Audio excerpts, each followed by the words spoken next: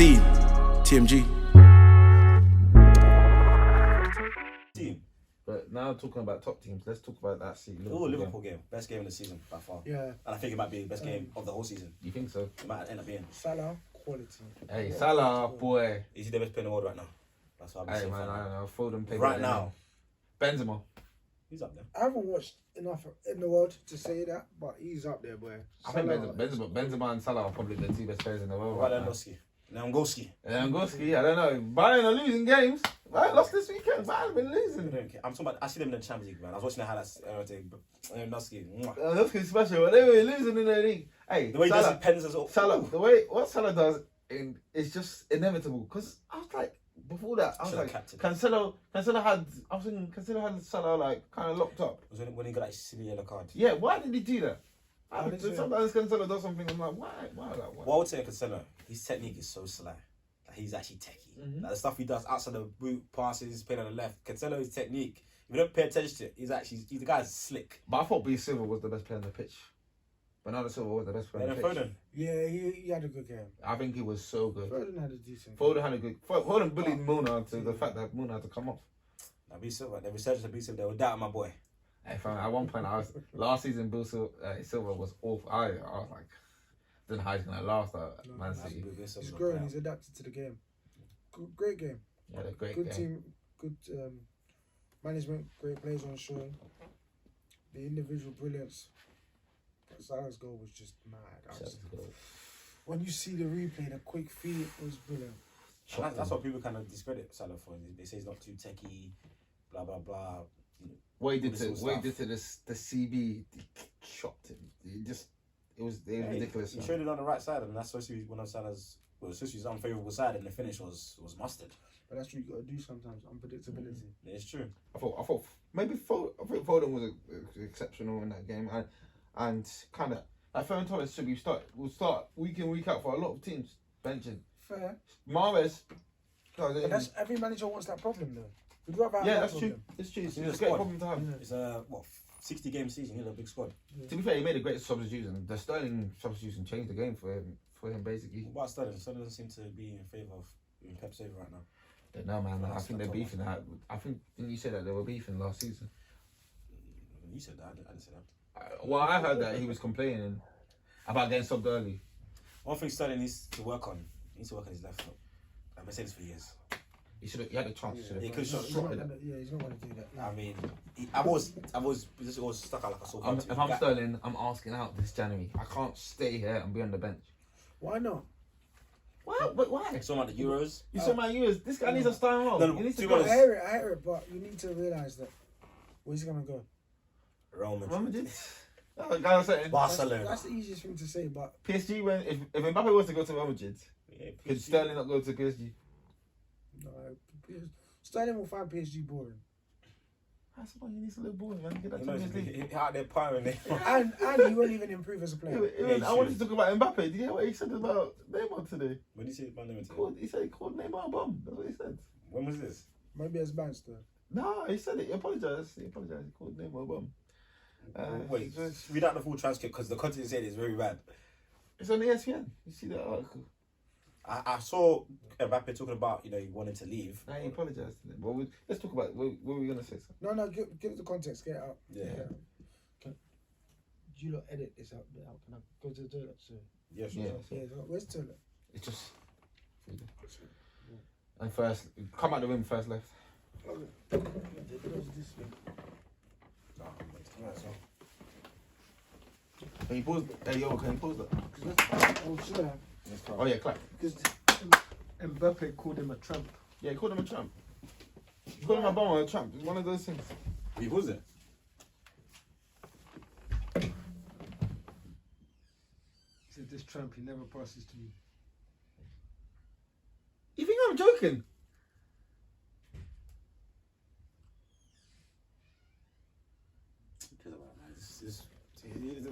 He just annoyed in a football game, like.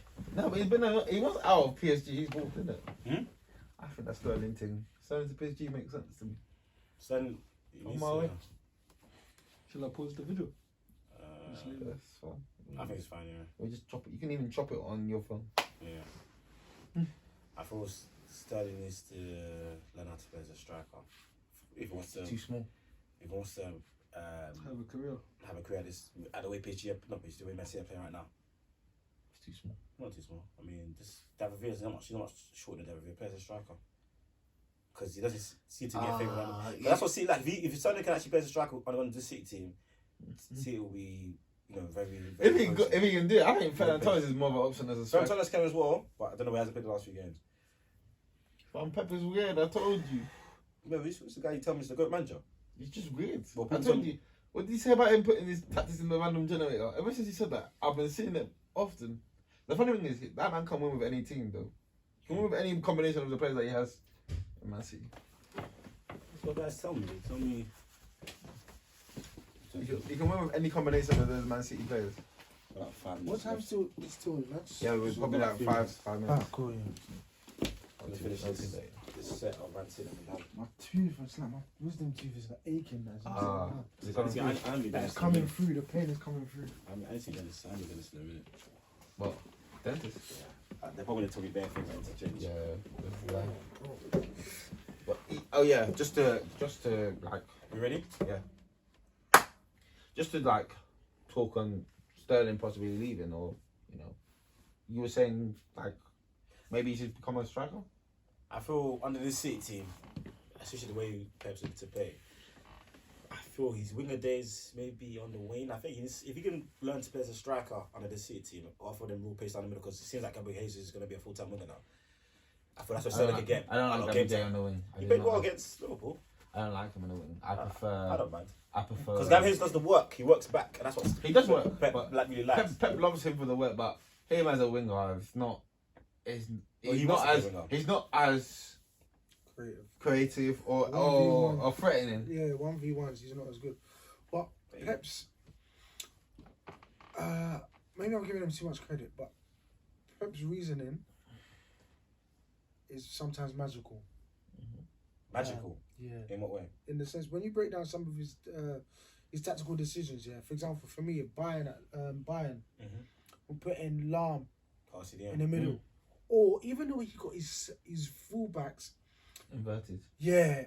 And when at Man City, when he put his fullbacks he put his fullbacks as 2 centre mids. Yeah. Attacking wise. Yeah. Give you more coverage for the counter. Yeah. But it made them more expansive. And then you have wingers just 1v1 like crazy. So you have they're high. And he's always done those masterminds from I remember Henry's analysis on Sky Sports where they literally played in squares and you can't leave your square. Yeah. Was his thing. Yeah. And sometimes when it's going on, the immediate reaction, you're like, why is my man playing this position, brother? Then after a few games you start to do the analysis, you're like, okay. I think Pep understands, overloads, and then he understands the importance of 1v1s. That's why he's always trying to maximize the opportunities to have 1v1s. He wants winger right up against the fullback. Spread the pitch, make the pitch as big as possible for the opponent. Make them have to defend so many channels, so many different lanes. It makes it so difficult. That's why I think he doesn't really like strikers that much. Yeah. Because he doesn't want the centre backs to be occupied. He wants the centre backs to be thinking, oh, do I have to come forward? Do I have to come this? Like, so it's hard for a centre back to play with nobody to mark. Yeah. What do you do? Like, you look at yourself. What do I do? Do I stay? So the most defenders, centre backs, are used to marking people. Yeah. When they have to mark spaces, zonal, it's very different. And in a positional sense, I'm in the right position. If I'm on the right position, bang, there's a deep runner from behind me. He's in the clear. I mean, yeah, Pep has really transformed.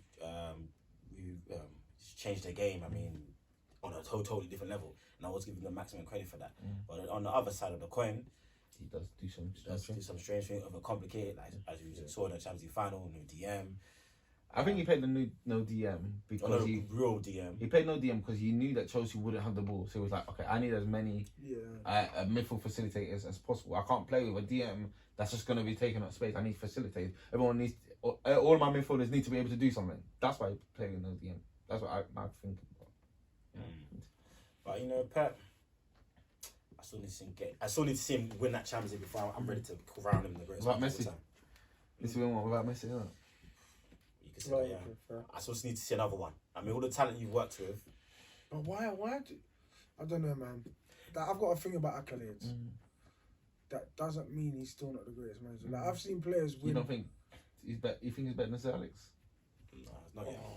That's the thing. Yeah, that's Okay, what I alright, said, the accolades. cool. Accolades, no. Yeah. But in terms of in their prime for prime, come on. Sir Alex will say he doesn't have what Pep has. I think Mourinho's prime is higher than Pep's, you know. Where football has gotten to, like Football's gotten to the place where it is because of people like Pep. Don't get me wrong, Pep and Klopp, they innovators, complete innovators. That's what I'm saying though. Like, But what Mourinho was a disruptor in this. at your time, in your True. time. But in your time, like for example, we always say this with boxers, like Muhammad Ali, greatest, blah blah. He couldn't live with heavyweights now; they're just too big. Hey, Usyk showed us he can. Usyk and Muhammad Ali are the same size. Usyk's skill level is compared to Ali's is ridiculous. Let's be honest. Like this is a man whose footwork is based off dance and all of You don't that. think Ali has great footwork? Okay, Ali shuffle, all of that. Ali was good, but I'm telling you now, The hand speed. as what's his name? They said they had the Sky Sports commentary. Fraser Clark said, "The little men aren't so little anymore. Why? Because conditioning is so great now. Yeah. There's so much science behind their conditioning that they're strong for their size. Like they're not trying to bulk up. They know the optimal size to maximize the strength of their height. Yeah. There's that science behind it. But even with these guys like the Peps, I think there's a science even behind their football. Yeah, of course. You know what I'm saying? But my thing with Pep, I mean, and this is why I still give Alex the nod. Of course, Pep has revolutionized the game. He's done this, he's done that. But if you want to be critical of Pep, he's always worked with elite talent. So when you work with elite, he hasn't always worked with elite talent. He was at Aberdeen. Beat Real Madrid in the European Cup Winners' Cup. Pep, he hasn't been in that situation to prove he can do it. But if you're gonna start at the very top and gonna manage those players, you know, we can list them all. We know who they are. The pressure on you to win has to be that high. That's why I can't have you having the same amount of Champions League wins as someone like Alex Ferguson who's worked. You say the same as Zidane. Oh yeah, same as Zidane. Okay. But Zidane has to win. And if Zidane was to keep on winning, then eventually his case will become unbearable. Zidane tactically is very astute, and his players will have a maturity to understand his tactics. Yeah, it's very true. That was a perfect blend. I would say for Pep though, with Barcelona, when he became the Barcelona manager, Barcelona was not in a good way. Not that they were as bad as they are now. They were not in a good way. They were trying to implement a style, and he implemented a style that basically won Spain multiple European championships. His team was the core. He did it, but he did have elite resources and elite players, and he hasn't. That impact is crazy. His impact is crazy, but he hasn't had to prove that he can do it with lesser players. And if that's the case, if you're gonna start at the very top, you're gonna start with the elite resources, elite players. You're gonna have to do elite winning, and that's why just one more. I'm asking for win 5 more Champions League, just one more Champions League, because I do understand his impact it's gonna have for generations. Can you imagine this? Every country he goes to, So he went to Spain. They won the World Cup. Yeah. Goes to Germany. What do they do? As I said, the impact is crazy. England. He's in England. But the impact is crazy. But like I said, that's why you say stuff like Mourinho's prime up there, because Mourinho's up there. In terms of singular achievement, whose achievement is better than winning a Champions League? If I'm trying to win one game, No, but whose achievement is better than winning a Champions League with Porto? Name me an actual. If it covers everything, whose actual achievement? Inter trouble is up there. What achievement is actually better than winning a Champions League with fucking Porto at the end of the day? Yeah. You know what I mean? What I would say, Mourinho, if I had one game for my life to win, I'm going with Mourinho. I don't know about you, man. You might go for Pep, you might go for Klopp. If I had one game for my life to win, I'm going with Mourinho. Because he'll do what he'll set his team up. He'll do whatever he needs to do. He does whatever it takes, yeah. It's true. I mean, Pep's finals record is elite, but but then Pep can overcomplicate. Who knows, man? I do think regarding Pep's elite players, he needs players with a certain mindset. But then even though he's had elite resources, he's taught them a lot and sometimes limited them. So, for example, like even going back to that Henry analysis, Henry was so good, he didn't get how a manager subbed him off for scoring. Yeah. Because you broke his principle of coming out of your box. Yeah. And that's when you know a manager's elite. Because he's implementing a style on elite players and showing them, listen, your knowledge, this is what I'm trying to teach you here, long-term game. That's the only thing I can say in Pep's defence. If you work with players with lesser IQ, they might not see the bigger vision. That is true. That's true. Everywhere he's been, he obviously he tries to implement it on certain players. Some players they don't understand it, and he gets them out. apparently Joe Hart, what was it? Joe Hart, he said, "Let me see your touch." He said, and that's it. The first thing he said, "Let me see your touch." Joe Hart's I'd gone. love to be the fly in that training session. I was gonna say something. It's debatable. I think Pep's legacy and all of that is a bit scary. Scary in what way? So Pep said something. And I think I agree with this. We become obsessed with stats. Of course. It's spoiling the game. Yeah, we know that. But there's another element. We're becoming obsessed, and I'm gonna be a hypocrite because I love system and philosophy. But academy football, you're getting kids to play in systems. I think it's the most dangerous thing ever. I think academy football is broken. I think the philosophy of catching players so young, teaching them one way of football is not good. Yeah, it's dangerous. That's what they will do. I mean, I've even seen a clip of Man City at young youth age. I just watched that clip. It was fantastic. They're all playing the same way Pep does, but I understand why he's saying that because they're not all gonna make the grade. Exactly. But obviously, they go to the lower leagues and have to play physical football and Can't this play style that football. kind of football. You know what I mean? They need to. So you've been built one way. You don't even have individualism. My way of thinking about football is you play, just play. Depending on what status you are, what clubs you play, 14, 15, you bring in a level of IQ. Before that, express yourself. But if you play a system, if you get these kids from young to play systems, that's all they know. But I think Fabregas said it this summer. I think when he's talking about you, a lot of players are now overcoached to the point where it's like robots on the pitch. You have to do this, you have to do that. But you're losing the flair players in the football. You're losing them. We're losing those players that can create stuff off the cuff. That's why a Messi is so different to people like around now. It's because you can do this thing, Neymar and all of those things. I get why they're doing it because on average, that'll win you more games than just having that one man. You're too dependent on them. But at the same time, it's crazy, man. It's like the football's in a dangerous place. But then again, I still think we'll always produce quality. I think England's in a great place right now for quality ballers. Hey, it's a great place. We need some street ball elements back then. I believe we can get some of these ballers to agenda. Get them to agenda. Sign them up. Sign them up, man. Play out.